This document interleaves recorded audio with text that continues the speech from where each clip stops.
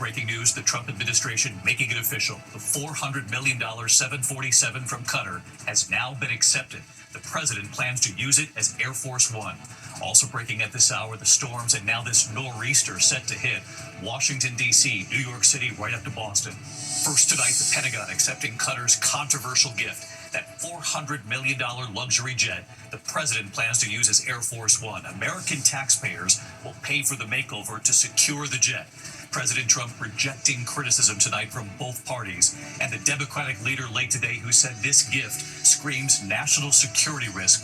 It is a bribe in broad daylight.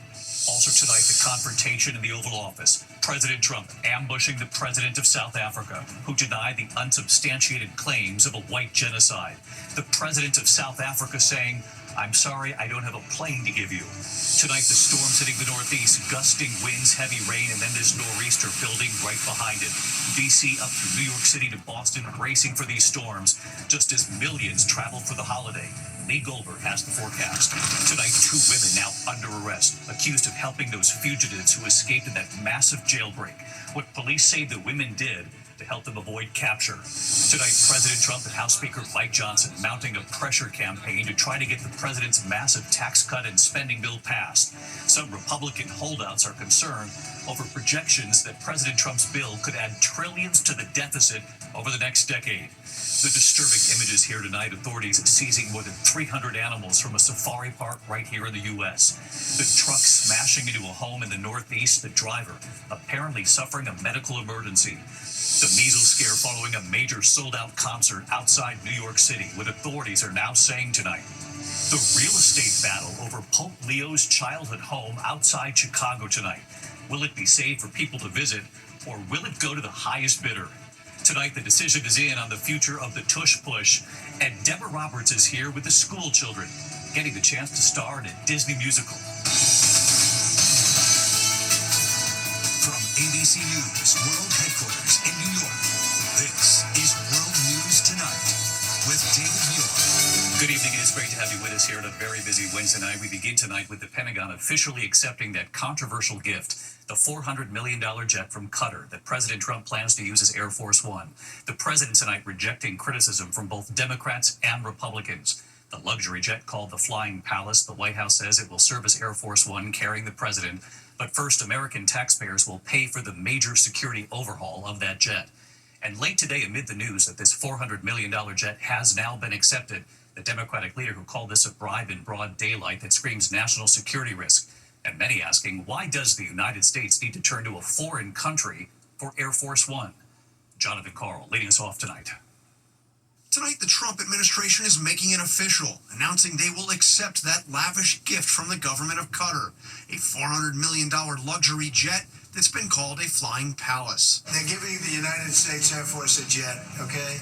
And it's a great thing. The Pentagon saying the gift is, quote, in accordance with all federal rules and regulations, and that the plane will eventually serve as Trump's Air Force One. Before that happens, American taxpayers will have to pay for a costly makeover to ensure the jet poses no security risks and will be able to function as the president's plane. The Pentagon says it will, quote, work to ensure proper security measures and functional mission requirements are considered. The Secretary of the Air Force telling Congress the process is already underway. The Secretary of Defense has directed the Air Force to basically start planning to modify the aircraft. That process could take months or even years. As ABC News first reported, Attorney General Pam Bondi signed off on a plan for the Air Force to accept the plane as a gift and then transfer ownership to Trump's Presidential Library Foundation shortly before he leaves office. It's unclear if that's part of the final agreement.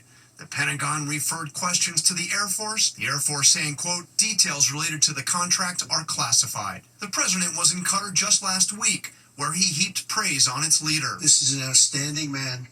He's a great man, and we're going to help each other. He has rejected questions about whether this is legal and ethical and why the United States needs to accept this new Air Force One as a gift from another country. I would never be one to turn down that kind of an offer. I mean, I could be a stupid person and say, no, we don't want a free, very expensive airplane. And late today, outrage from the Senate Democratic leader, Chuck Schumer. This gift screams national security risk. It is bribery in broad daylight. Donald Trump is thumbing his nose at Republicans and practically daring them to stop him. Some of the president's Republican allies have also raised concerns and made it clear they don't like accepting this gift either. As for that question about the president's library, I just spoke to White House Press Secretary Caroline Leavitt, who told me the plane is still intended to go to the library, but the details about how it will be transferred and when have not yet been ironed out. And David, we believe this plane is already here in the United States. The gift is already here. All right, John Carl leading us off here tonight in New York. John, thank you. In the meantime, we turn to the dramatic scene in the Oval Office today. The tense confrontation, President Trump ambushing the president of South Africa. The president of South Africa there to talk trade and to try to reset relations between the U.S. and South Africa. President Trump at one point calling for the lights to be dimmed and playing a video, and then showing a stack of papers that he said were articles proving a white genocide. The president of South Africa denying the unsubstantiated claims, at one point saying to President Trump, "I'm sorry, I don't have a plane to give you." Here's Mary Bruce.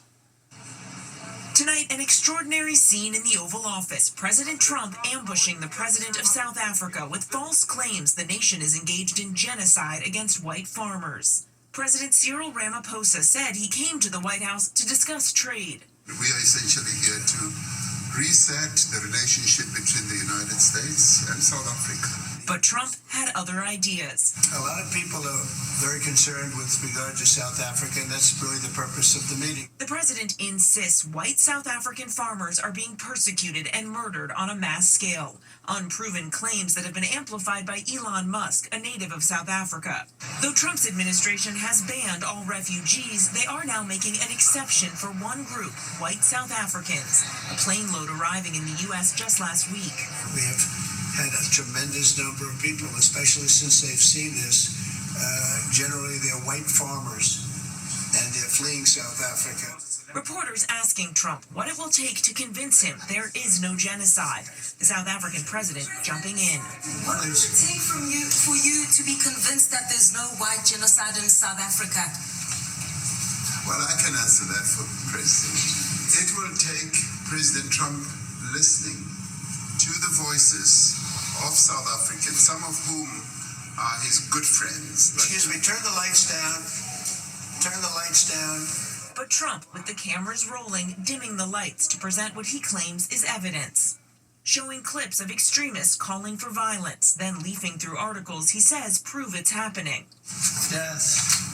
Death. Death. Horrible death. Death. I don't know. But you know that Pick anyone. White South Africans are fleeing because of the violence and racist laws. There is a crime problem in South Africa, but there is no evidence it is racially motivated or amounts to genocide. White people make up only 7% of the country, but own the vast majority of its farmland. Ramaphosa adamant that the video does not represent his government. There is criminality in our country. People who do get killed, unfortunately through criminal activity, are not only white people. Majority of them are black people. South Africa's president then joking that he wishes he could be like Qatar and gift Trump a luxury jet. I'm sorry, I don't have a plane to give you. I wish you did. I would take it. And tonight, the spokesman for the South African president telling us of the confrontation, quote, "It was expected. We knew that whenever heads of state come to the White House, you get a bit of a show." And again, David, he insisted there is no genocide in South Africa. David. Mary Bruce at the White House. Mary, thanks again. Now to the storm set to hit the northeast, then the nor'easter building right behind it. Washington, D.C., right up through New York City to Boston, bracing for these storms, just as millions, of course, travel for the Memorial Day holiday. So let's get right to Chief Meteorologist Lee Goldberg of our New York station, WABC, here in New York, tracking it all for us tonight. Hi, Lee. Hey, David, a nor'easter hitting on a huge travel day. It already feels like March here in New York City. We're tracking heavy rain coming out of Pennsylvania. The tornado watch in Pittsburgh expired, but there's still a flash flood warning after over 2 inches of rain. That band of rain moves to D.C., Philly, New York City during the overnight. It promises a really wet morning commute along the I-95 corridor. Then the nor'easter nor'easter starts to intensify, and New England takes the brunt later in the day. Heavy rain, maybe some wind gusts to 50 miles an hour, some coastal flooding. The storm is very slow to depart on Friday, even some mountain snows in northern New England, and lingering showers right back down to Boston, even New York. It's going to keep the cool temperatures right in through the holiday weekend. David? All right, Lee Goldberg with us tonight. Lee, thanks as always. We turn now to that massive jailbreak in Louisiana tonight of helping the fugitives who escaped. What police say the women did to help them avoid capture. Faith Abube from New Orleans. Tonight, 2 women arrested and charged for allegedly helping multiple fugitive inmates evade capture after that stunning jailbreak in New Orleans. We have said this from Friday and will continue to say it over and over again. If you help them, you will be prosecuted. Police say Courtney Harris was in contact with one inmate before that escape early Friday morning. Harris accused of transporting 2 escapees to multiple locations. And Corvante Baptiste accused of getting 19-year-old Corey Boyd food while he was hiding. Overnight, authorities arresting Boyd at his grandmother's house. So far, only 5 of the 10 fugitives have been recaptured. And tonight, an alleged victim opening up about the moment he learned the suspect in this case had escaped, asking ABC to only use his voice for safety reasons. I was thinking about getting out of town because this guy could come back and look for my address and come in and shoot me, on a couch. 4 jail workers have been suspended, and the jail plumber, Sterling Williams, is now behind bars, accused of helping the inmates carry out the largest jailbreak in Louisiana history. And David, just moments ago, Sterling's attorney denying that his client helped those inmates, telling us that the deputy in the cell asked him to shut off the water to that cell, eventually used as the escape route, and he was just doing his job. David. Faith Abube on this story again tonight. Faith, thank you. Tonight, President Trump and House Speaker Mike Johnson mounting a pressure campaign to try to get the president's tax cut and spending bill passed. Some Republican holdouts remain concerned over projections that President Trump's bill could add trillions to the deficit over the next decade. ABC's Jay O'Brien on the Hill again tonight. Tonight, a last-ditch effort from President Trump and Speaker Mike Johnson, turning up the heat on more than a dozen House Republican holdouts to pass the mega bill full of the president's campaign promises, from tax cuts to border security. The White House warning tonight failure to pass the bill would be a betrayal. Why aren't the holdouts listening to you and the president? They are. There's a lot of listening and a lot of discussion. It's been very productive. Officially called the One Big Beautiful Bill Act, the package extends Trump's 2017 tax cuts, lifts federal income tax on tips and overtime, and earmarks nearly $50 billion to resume construction of the border wall. It slashes federal spending by more than $1.5 trillion, including cuts to food assistance and Medicaid, which could leave more than 8 million Americans without health insurance over a decade. But GOP hardliners pushing for even steeper cuts, angered the bill would add trillions to the deficit over the next 10 years. The president wants this passed now. Well, it's not done yet. And Speaker Johnson signaling he's moving ahead with a full House vote as soon as tonight or tomorrow morning. He can only afford to lose 3 Republicans. David. And you'll be tracking it for us, Jay O'Brien, tonight. Jay, thank you. That budget uncertainty Jay reports on adding to investor concerns today on Wall Street. The Dow falling nearly 817 points, down almost 2%. Those projected budget deficits on Capitol Hill leading to a spike in bond yields, also fueling concerns. Tonight, a federal judge finding the Trump administration, quote, unquestionably violated his court order by suddenly deporting 8 migrants to a third country, possibly somewhere in Africa, possibly South Sudan. DHS acknowledged putting the 8 migrants on a plane, but have refused to reveal where they would end up. Judge Brian Murphy finding the men were given little more than 24 hours notice, which he determined was undeniably insufficient under his earlier due process ruling. He did not issue an order to return the deportees, but said he would require the administration to, quote, remedy this violation. Tonight, the Department of Justice moving to end federal oversight of the Minneapolis and Louisville police departments. It comes nearly 5 years now after the deaths of George Floyd and Breonna Taylor sparked nationwide protests and calls for police reform. Both cities reached agreements to implement changes. When we come back here tonight, the disturbing images. This evening, authorities seizing more than 300 animals from a park safari right here in the U.S. Also tonight, the measles scare following a major sold-out concert right outside New York City, what authorities are now saying. And tonight, the real estate battle now brewing over Pope Leo's childhood home right here outside Chicago, this picture. Will it be saved for people to visit, or will it now go to the highest bidder? More in a moment. Tonight, authorities seizing more than 300 animals from a park safari in Brandon, Oregon. Wildlife officials say the animals, including lions, tigers, and camels, were neglected and had not received vet care. Animal rescue groups are now providing food and water. Tonight, the images of a dump truck slamming into a home in Woodbury Heights, New Jersey. The truck veering off the road, speeding right across front yards, crashing into the side of the house. The homeowner was injured and is now in stable condition. Incredible pictures there. Authorities believe the driver suffered a medical emergency. He is in stable condition as well. When we come back, there's news tonight of a measles scare for thousands of fans at a sold-out concert outside New York City. In the NFL tonight, the future of the Tush Push has now been decided, and the battle over Pope Leo's childhood home outside Chicago tonight. To the index of other news, and tonight health officials are now warning that thousands of concert goers may have been exposed to measles during a Shakira concert at MetLife Stadium just outside New York City on May 15th. That was last Thursday night. One person infected with measles was in the crowd. Authorities have not said where the person was sitting. A real estate showdown over Pope Leo XIV's childhood home in Dolton, Illinois. His family owned the house for nearly 50 years. The current owners want to sell it at auction to the highest bidder. Village officials offering to buy it directly or take it through eminent domain. They want the house to be an historic site open to the public to visit. To the NFL tonight, and the Tush Push will live on. NFL teams rejecting an attempt to ban the controversial but highly successful play, of course made famous by the Philadelphia Eagles. The short yardage play where the quarterback is shoved forward by his teammates. The Eagles celebrating tonight with a two-word post: push on. When we come back here tonight, the school children learning from Broadway stars and getting a chance to star in their own Disney musical. Deborah Roberts behind the scenes tonight. ABC. Funny tonight, America Strong, the school children learning from Broadway stars, creating their own Disney musical. Deborah Roberts backstage. With the school year winding down across America, a brand new way of putting on the annual play is taking center stage. In your position! The kids here at PS88 have been practicing The Lion King for months now, and finally today they get a chance to show their parents and their teachers what they've been up to. Inside this elementary school in Queens, New York, 4th and 5th graders are part of a new pilot program, getting them ready for their big stage debut. So are you nervous? Are you excited? What are you feeling at this moment? Nervous and excited.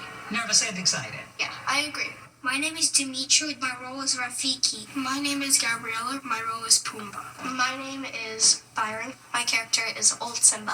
Projection!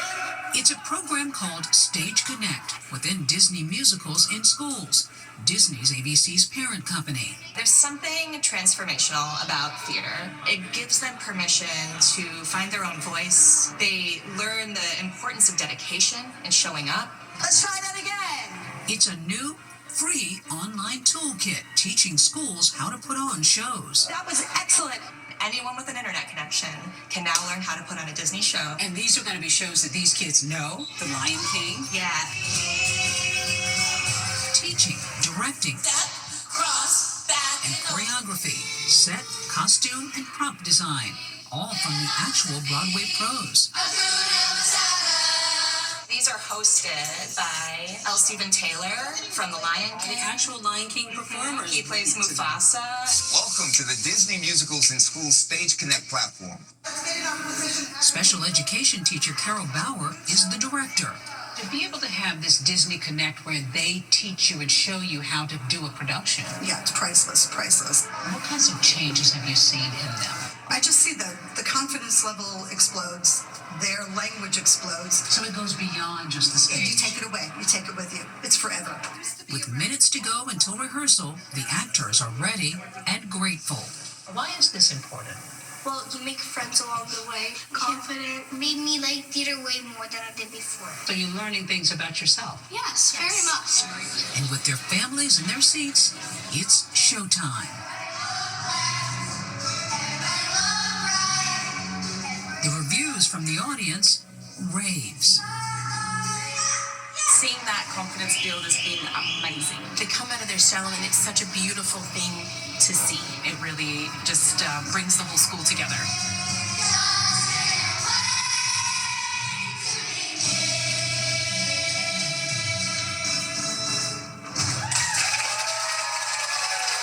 So much talent. Thank you, Deborah. Your school could apply. Visit DisneyMusicalsInSchools.com.